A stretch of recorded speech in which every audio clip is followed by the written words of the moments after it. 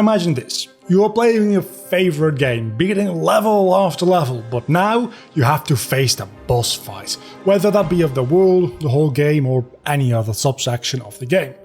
You have mastered the core mechanics that the game has given you, only to find out that the boss fight has nothing to do with that at all? Imagine that. No game would ever do that, right? Well, sadly, yeah, they do. And this is where I want to talk about what makes a boss fight well designed. Not what makes a boss fight fun, engaging, entertaining, all those are separate but also very important topics. But today I want to talk about what the design purpose of a boss fight is and how some games, even ones that I love with all my heart, seem to have missed the memo.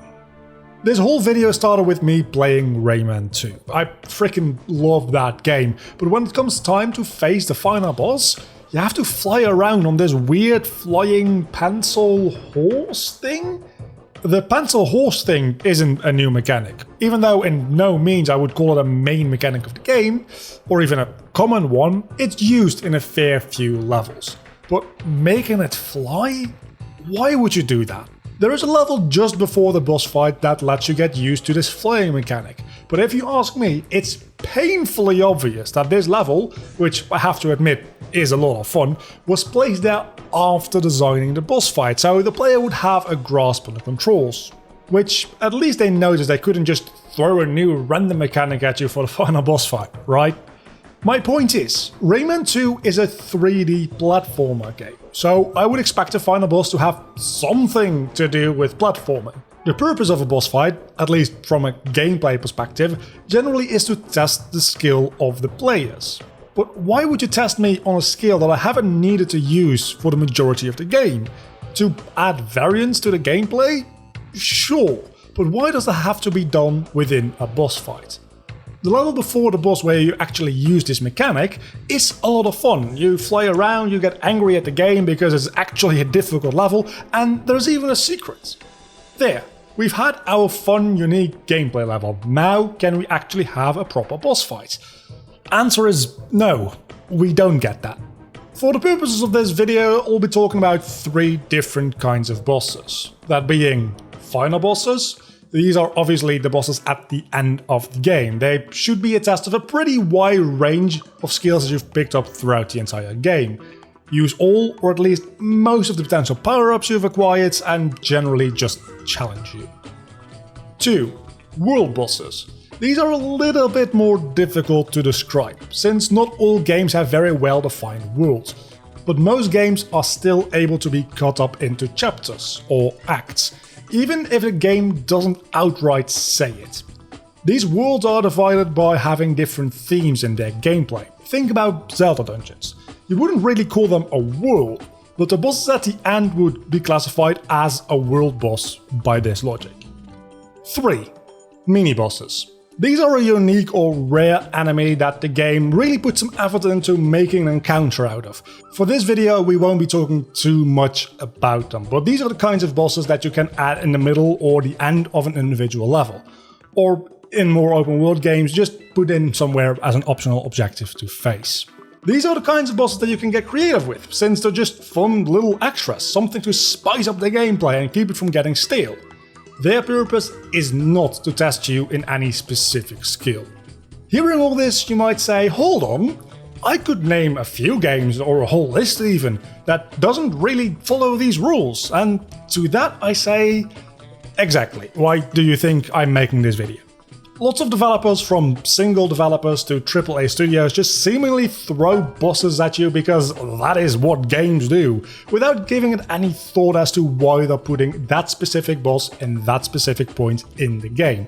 Do keep in mind, all the games that I'm talking about today I actually really like, and even some of the bosses I very much may enjoy.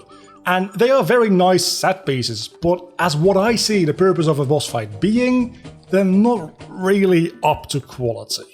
But before we get into that, let's take a look at some boss fights that do deliver what I expect out of a boss fight.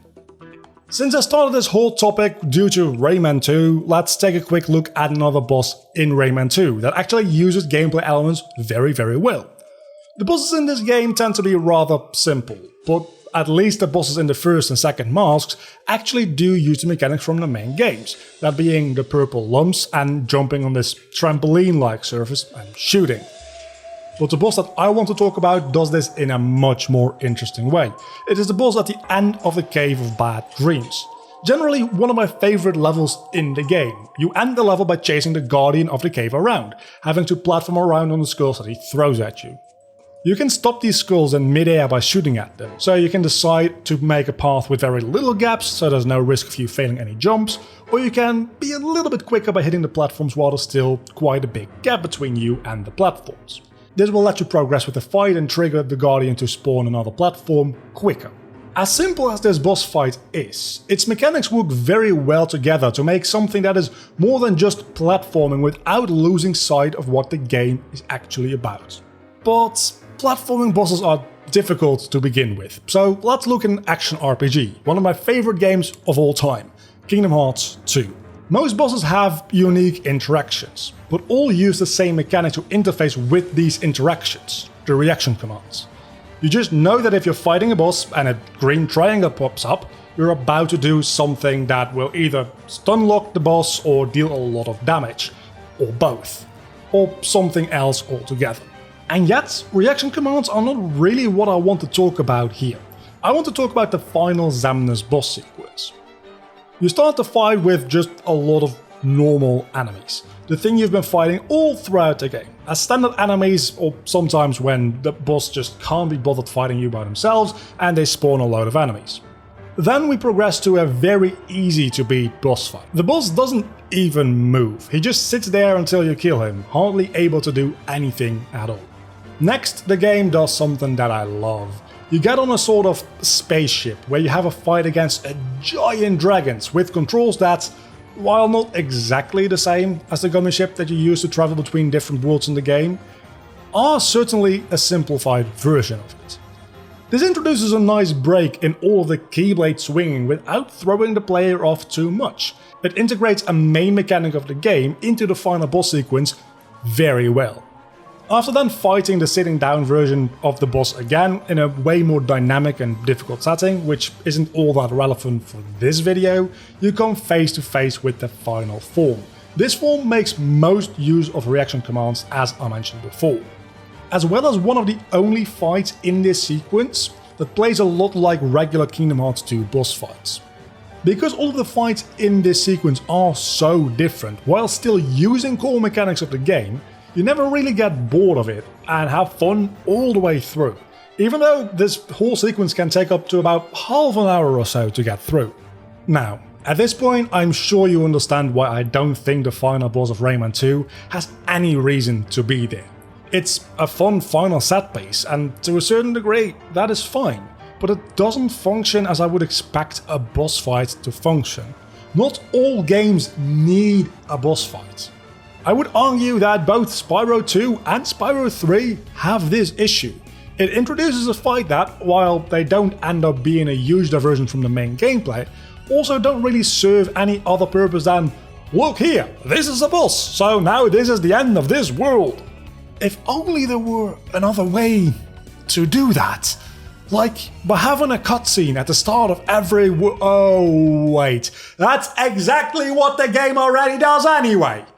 Extra points though to Spyro 2, where at least one of the bosses you face in the end of a previous world actually plays a part in the final boss fight against Ripto in the end. It's too bad it's not both of them. Even though before I said platforming bosses are hard, and they are, let's go back to platformers for a moment. Mario Odyssey is an amazing example of this, perhaps one of the best ones. In this Mario game you can use your hats to take control of all the classics and a lot of new enemies and take all of their powers for your own. Of course, since there's so many different gameplay styles, not all of them work as well as you would want, and you might expect I'd call this game unfocused as a result, but no. While some enemies can be found in multiple different kingdoms, most of them can only really be found in one place, and their power are specifically designed for that one specific place, as well as every kingdom having one pretty clear main capture, which is both easy to find and required to use in the actual story progress. This will also be the power-up that you actually get to use within the boss fight. In the Sand Kingdom, you can't reach the temple without capturing a bullet bill and overcoming some obstacles with it.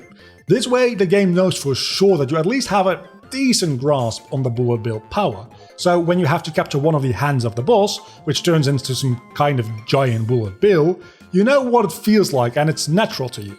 Every boss in the main story, except for Bowser, does this, and I just love that. I love this game. As one last example, I would like to talk about Plants vs. Zombies, a game that in general doesn't really have boss fights. The end of every world in this game is done through a minigame, one that generally takes advantage of the world's gimmick, whether that be at nighttime, being on a roof, or being at the backyard with a pool. I want to talk about the final boss of this game, however. Throughout the game, a lot of mechanics are introduced, and a lot of them return in this final fight. It plays a lot like a minigame, meaning that you can't just buy plants whenever you have the sun power for it. You get plants delivered to you when the game thinks it's right. This means that you can't just force your way through this fight by having a setup where a lot of sun is produced, and you can just replace any lost plants. Because yes, there's multiple different ways that you can lose plants in this final fight, through specific zombies attacks, multiple different kinds, or an attack from the boss fight itself. Unlike most other minigames at the end of a world though, this fight feels a lot more like a normal level, with the only real change being is that you're limited to which plants you get.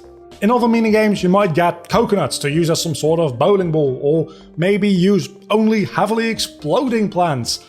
That's not the case here. This fight combines a lot of mechanics that you're already very familiar with, and as such, creates a unique but familiar feeling challenge.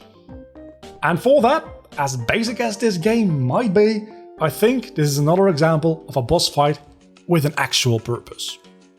This video ran slightly longer than I expected, so I'll keep this part short. Let me know what you think about video game bosses. Are they always needed? What makes a good boss fight? What is your favorite boss fight, and is it actually in your favorite game? I plan to talk a lot more about games like Cuphead and Dark Souls in this video, but I guess that'll have to be its own standalone follow-up video now. So do get subscribed and do like this video if you want to see that when it comes out.